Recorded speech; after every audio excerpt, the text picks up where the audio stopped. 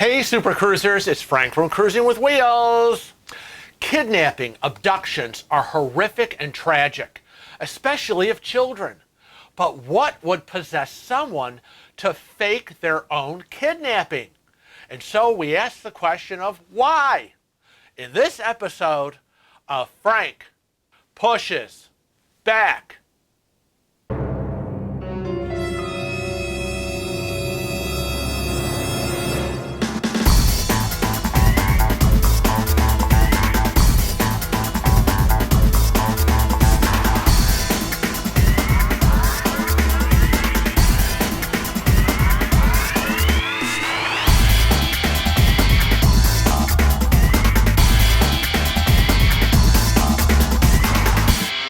So kidnapping's a thing?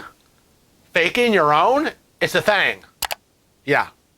Now, a fake kidnapping is officially defined as a kidnapping that has been staged by the victim, either alone or with accomplices. Yeah.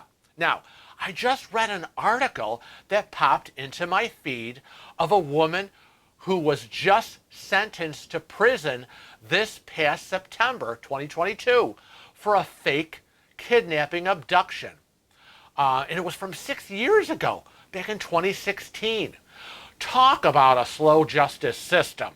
Now, I'll get to her story in a second, but here are some notables from the past of fake abductions.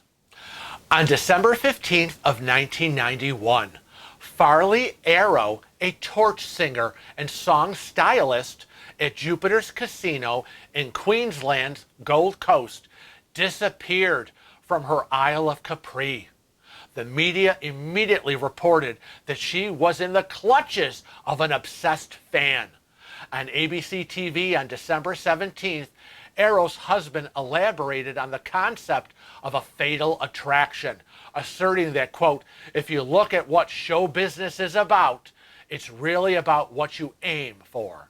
You aim for people to like your image. At the time of her disappearance, however, Arrow was finding it increasingly difficult to sustain the image to which she aspired. In recent times, her work at the casino had to be supplemented by hoofing at lesser venues. During the days when Arrow was being touted as a victim of an obsessed fan, she was in fact in control of her and the media's time in a state of self-exile. Between December 15th and the 17th, she was comfortably accommodated in a motel room 5 kilometers from the Gold Coast. She was enjoying the television coverage until the motel's cleaner recognized Arrow and reported this to the police. Although Arrow continued to try and convince skeptics of her victimization after her self-exile was concluded, she ultimately revealed the abduction was a hoax in early January of 1992, commenting that, quote, staging the disappearance was better than being dead. The eagerness with which the media covered dramatic crimes motivated Arrow to seek her 15 minutes of fame and a bolstering of her public career. And to some extent, her plan worked. Thanks to the media's eagerness to draw the public into the drama of her story, she did become increasingly famous and later posed nude for Penthouse magazine, thanks to the uptick in her public notoriety. Next, on December 15th of 1992, Joanna Grenside, an aerobics teacher from Harpsden, England, vanished for 36 hours. Claimed to have been abducted, blindfolded, and held for 2 days in an isolated house. Her disappearance led to a massive search. She reappeared, distressed, 2 days later saying she had been abducted by 2 men. Specially trained officers were unable to question her in detail about the story because she was said to be too distraught to talk. But officers interviewed her later on when she admitted the story was a total hoax, Suggestions on her motive included the theory that she suffered from the eating disorder bulimia nervosa and could not face festive eating and drinking during the holidays. So you had to fake your own kidnapping? Oy vey. Now, the next one, on May 3rd of 2003, Dar Hetherington, a 40-year-old politician from Montana, claimed to have been abducted. The mother of 3 went missing from Great Falls, Montana on a Saturday, then turned up in Las Vegas the next Tuesday night, claiming to have been kidnapped and possibly drugged and sexually assaulted. She first repeated to Great Falls police her claim of being abducted, but when the story fell apart, she had another version. Basically, she told them she met a man from Alberta in Great Falls. She wanted to go away and get to Los Angeles, and she knew the mayor there. She took a ride with this individual. They drove straight to Las Vegas, and then, of course, her story got a little hazy because she didn't explain what happened to the guy from Alberta and how she contacted security. Hetherington has been charged with making a false statement to police, and she had to appear in Great Falls Court. The maximum penalty for making a false allegation to police is a $500 fine, 6 months in jail, or both. The next one was on January 7th, 2011.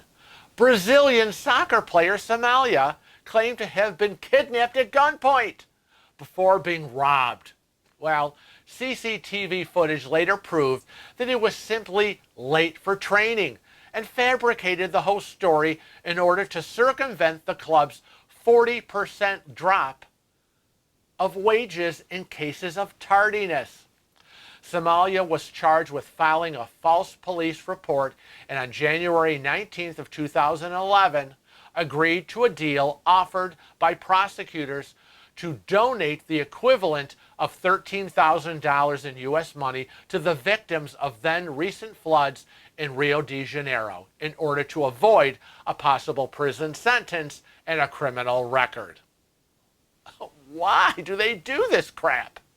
Now, this is a story I told you about at the beginning of this video, the one that I read about, okay? November 2nd, 2016, Sherry Papini, a Northern California mother of 2, claimed she was abducted by 2 Hispanic women while jogging a mile from her home. On March 3rd, 2022, Papini was arrested on charges of making false statements to federal law enforcement officers and for mail fraud. According to the Department of Justice, Papini fabricated the entire story of her abduction. She had reportedly been staying with a former boyfriend during the time she was supposedly missing and had harmed herself in order to give credence to all her lies. 6 years later, September 2022 rolls around and she is sentenced to 18 months in prison for faking her own kidnapping. She pled guilty to staging the abduction and lying to the FBI about it. As part of the plea bargain, she was required to pay more than $300,000 in restitution. The judge said he considered the seriousness of the offense and the sheer number of people who were impacted. They included law enforcement officers who looked for her as part of a 3-week multi-state search. The community that believed her for 4 years that she had been abducted, those who lived in fear because of her fake story, and the Latino community that was falsely viewed with suspicion. Papini has never given a rational explanation for her behavior, which included months of careful planning before she disappeared and temporarily abandoned her children. Her actions stumped even independent mental health experts who said they didn't conform with any typical diagnosis. What the hell? My last one, on December 6th of 2019, Carol Sanchez, a 16-year-old girl, had 2 young adult men that were friends of hers, and they helped stage her abduction around midnight in the Bronx. when she and her mother were walking down a street. There, the two men kidnapped Sanchez in front of her horrified mother, who was under the impression that her daughter's abduction was real. Carol's mother attempted to fight the two men in an attempt to rescue her, but was shoved aside by the men before driving off with Carol in their car. Carol was found safe and unharmed the next day, where she confessed that she was never in actual danger due to her abduction being staged and a total hoax. Now, apparently, Sanchez's motivation stemmed from her mother's intentions to move their family to Honduras, and the teenager had no wish to leave her old life behind in the Bronx, New York. There you have it. Those are 6 stories of fake kidnapping abductions from people of all ages, ethnic backgrounds, both sexes, and countries around the world. Now, as you can see, a little bit of the who, what, when, where, and of course the why of their stories. It's unbelievable. Fake stories that impact thousands of people, destroys lives, and lead the police to go on wild goose chases. And when they should be investigating real kidnappings. And don't forget the money that's been wasted, resources that a lot of the police departments don't have and need for real crimes. And quickly, in other headlines, Quinn Gray, 2009, a Florida woman who elaborately faked a kidnapping to get money from her husband and then run off with her boyfriend. Or an Ohio woman who faked her own kidnapping, recorded herself, and posted the poorly faked video on Facebook to try to get attention. Well, she ended up getting charged.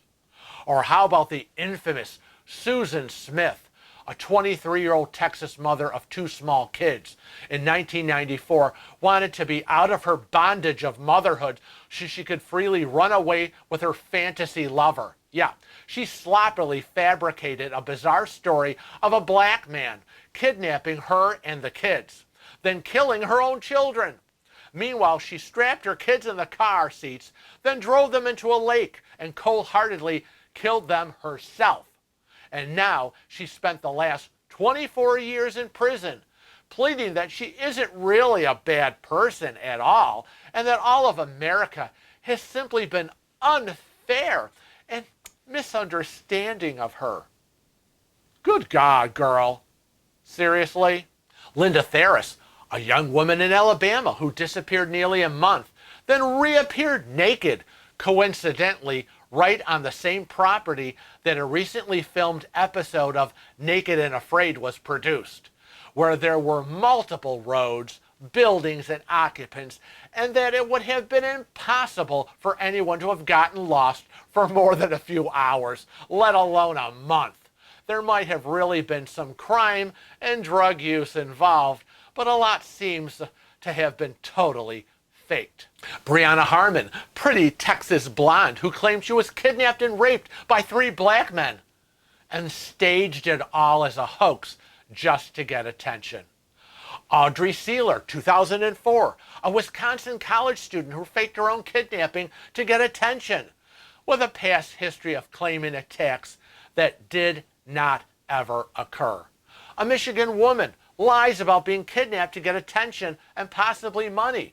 And a 16-year-old girl found walking along I-35 alleges she was driving to school in Kansas when a man hiding in the back seat forced her to drive as south as possible. Just an hour and a half after finding her, police says she admitted to them that she had made the story up and she had just run away from home before running out of gas.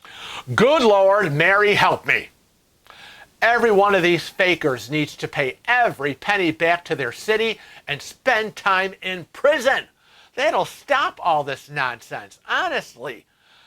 Kidnapping, abduction of yourself, faking it is a thing. People do it for attention, money, boyfriends. Jeepers. Enough already. Get a real life. I want to thank you for joining me today for another exciting episode of Frank Pushes Back. And on behalf of Kevin and myself, Don't just watch our videos on YouTube. Become a regular Cruising with Wheels family member and click that subscribe button. And remember, you'll find us on all the other social media platforms like Facebook, Twitter, Instagram, and Snapchat. So remember to always travel safe and cruise often.